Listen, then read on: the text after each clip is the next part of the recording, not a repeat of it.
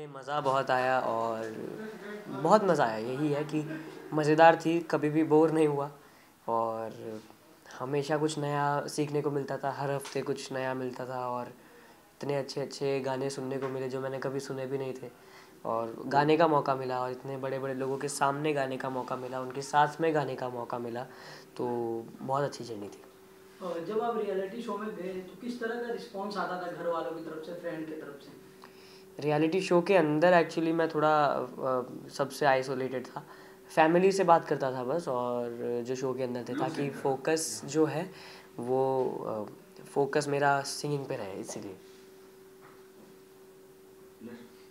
इसके अलावा किस तरह से अपने करियर की शुरुआत हुई एंड कुछ बताना चाहोगे कि स्टार्टिंग में किसने आपकी मदद की एज अ सिंगर बनने में एंड किसको देख के आप बड़े हुए?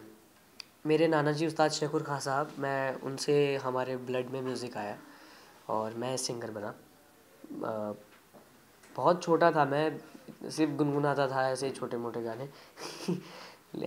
इतना मुझे नहीं पता था कि मैं शो में जाऊंगा या कुछ ऐसा होगा। तो नाना जी मुझ पे बहुत प्राउड फील करते यस। थे। नाना जी की एक शागिर्द है, उनका नाम है प्रताप सिंह जी, नाम लेना चाहूँगा। उनके पास कॉल आया था सारेगामा से कि कोई अगर आपके पास है, आपके गुरुजी के पास तैयार हुए हुए, तो बताइए। तो उन्होंने मेरा नाम दिया। यस। एंड जिस तरह आपने ट्रॉफी जीती, काफी मैं देख रहा था, काफी इमोशनल थे आपके परिवार वाले। उसके बाद किस तरह से पार्टी हुई एंड आपके कितने सारे सबसे अच्छे दोस्त बने? हिमेश सर से आपने कोलैब भी किया, बट अगर आप बताना चाहोगे कि सबसे अच्छी दोस्ती आपकी किसकी थी ऑन सेट?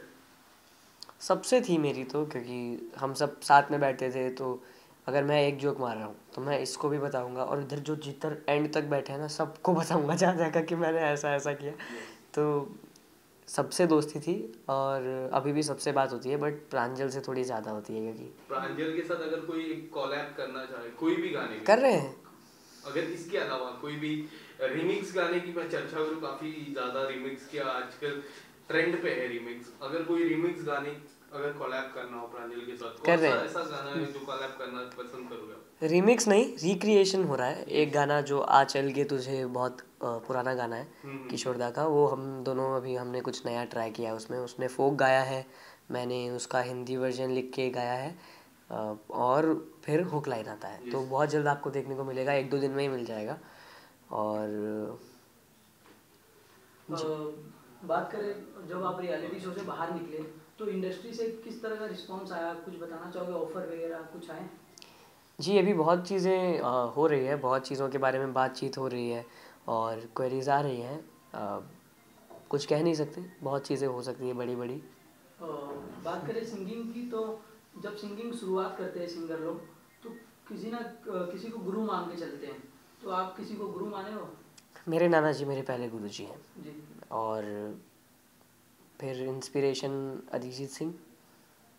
इन सबसे अच्छी बात मुझे ये लगती है कि आपके सभी गाने आप ट्राई करते हो, फोक हो गए, रैप हो गया, क्लासिकल हो गया।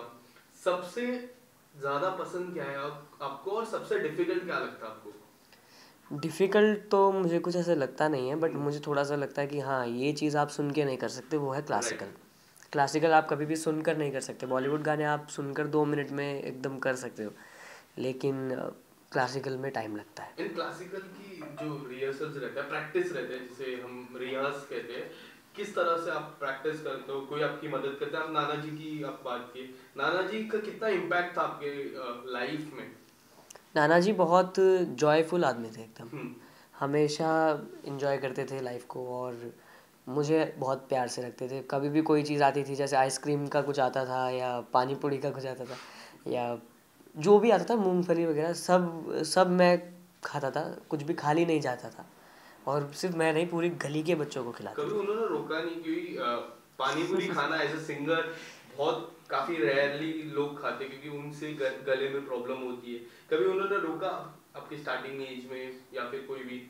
ये चीज़ मैं नाना जी से ही सीखा हूँ कि नाना जी भी सब खाते हैं। उन्हीं से ये चीज़ आई है कि वो हमेशा कहते हैं कि शिरक नहीं करना कभी भी। यस। जो लोग सोचते हैं कि मेरा ये खाने से गला बैठेगा, तो वो बैठेगा, ऑफ कोर्स बैठेगा। हम्म। आपने ब्रेन में माइंडसेट बना रखा है अपने ब्रेन में, तो बॉडी उस हिसाब से रिएक्ट करेगी।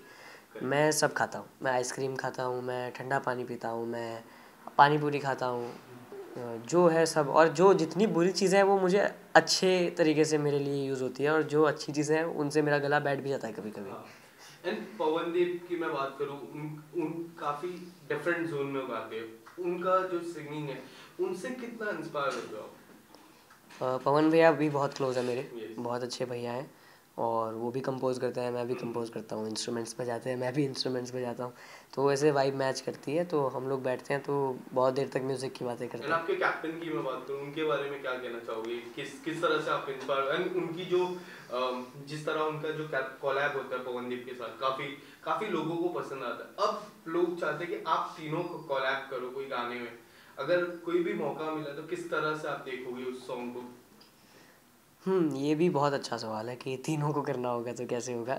देखते हैं इसका भी कुछ, और अगर आप लोगों को देखना है ये बारे में तो आप लोग प्लीज़ अरुणिता दीदी, पवन भैया को भी ये चीज़ बोलिए। और अरुणिता दीदी ने तो बोला भी था फिनाले के बाद कि होगा, अगर मैं कुछ बनाऊंगा उनके लिए तो वो ज़रूर करेंगे, तो होप है जल्दी कुछ करेंगे। फ्रेंड्स, नेक्स्ट महीने ही आपका बर्थडे होगा एंड 15 साल के आपको याद है? Yes, 15 साल के आप हो जाओगे।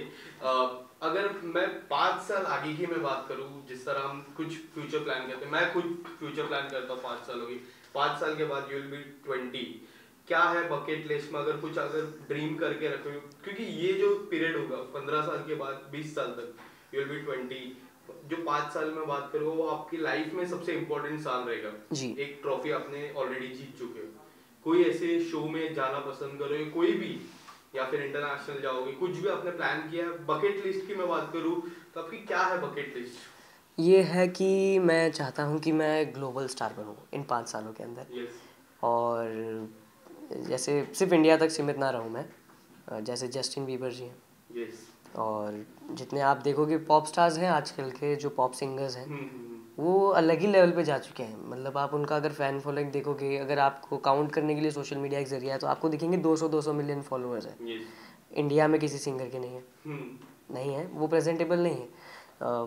तो मैं चाहता हूँ कि मैं ऐसा कुछ करूँ कि लोग उस लेवल पे मुझे पसंद करें, और इंडिविजुअल भी काम करना चाहूँगा बहुत सारा, और मूवीज़ में गाना चाहूँगा, ऑफ कोर्स, कौन नहीं गाना चाहेगा। किसके लिए गाना चाहोगे? मूवीज में कोई ऐसे एक्टर के लिए अगर कुछ जिसको आप रिप्रेजेंट करना चाहो, कोई ऐसे कलाकार सुपरस्टार, या फिर कोई शाहरुख जी हो गए, बिल्कुल। हम सभी के फेवरेट शाहरुख खान, उनके लिए अगर कोई गाना गाना चाहोगे तो कौन सा ऐसा गाना है जो गाना फिर से रिक्रिएट गाना उनके लिए गाना चाहोगे? मैंने तो ये सोच रखा है मुझे किसी को छोड़ना नहीं है। कोई भी स्टार। सारे स्टार्स के लिए मैं गाना गाना चाहता पर हूँ। सबसे पहले किसके लिए गाना चाहोगे? ये कभी सोचा नहीं है, एक बार शुरुआत हो जाती है उसके बाद तो बस भगवान चाहेंगे तो बहुत सारे आएंगे।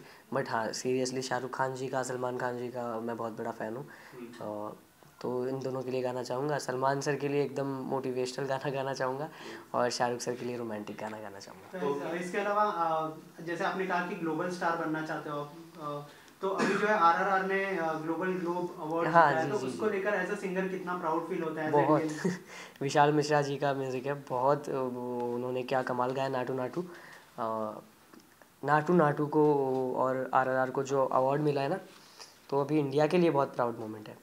फर्स्ट टाइम नॉमिनेशन भी हुआ ग्लोब अवार्ड्स में, और फर्स्ट टाइम अवार्ड भी मिला है। और सच्ची में मूवी बहुत हिट है, मैंने देखी है, 2-4 बार देखी है मूवी, और पूरा जो एल्बम है बहुत अच्छा है। और मैं तो ये दुआ करूँगा ऑस्कर भी मिले और ग्रैमी भी मिले, सब मिलेगा। इंडिया अब कहीं से पीछे नहीं रहेगा। 26 जनवरी आ रहा है, तो इंडिया के नाम पे कोई 2 लाइन, कोई ऐसा देश के लिए, जनता के लिए जो आपको प्यार करती है? जी। यहाँ वहाँ सारा जहाँ देख लिया है, कहीं भी तेरे जैसा कोई नहीं है। 80 नहीं 100 दिन दुनिया घुमा है, नहीं कहे तेरे जैसा कोई नहीं। मैं गया जहाँ भी बस तेरी याद थी, जो मेरे साथ थी, मुझको तड़पाती रुलाती। सबसे प्यारी तेरी सूरत, प्यार है बस तेरा प्यार ही, माँ तुझे सलाम। प्रोजेक्ट्स आप दुआ कीजिए, बहुत सारे आएंगे और अभी तो 3 महीने हुए शो को ख़त्म हुए, तो अभी धीरे धीरे आएंगे जैसे आएंगे।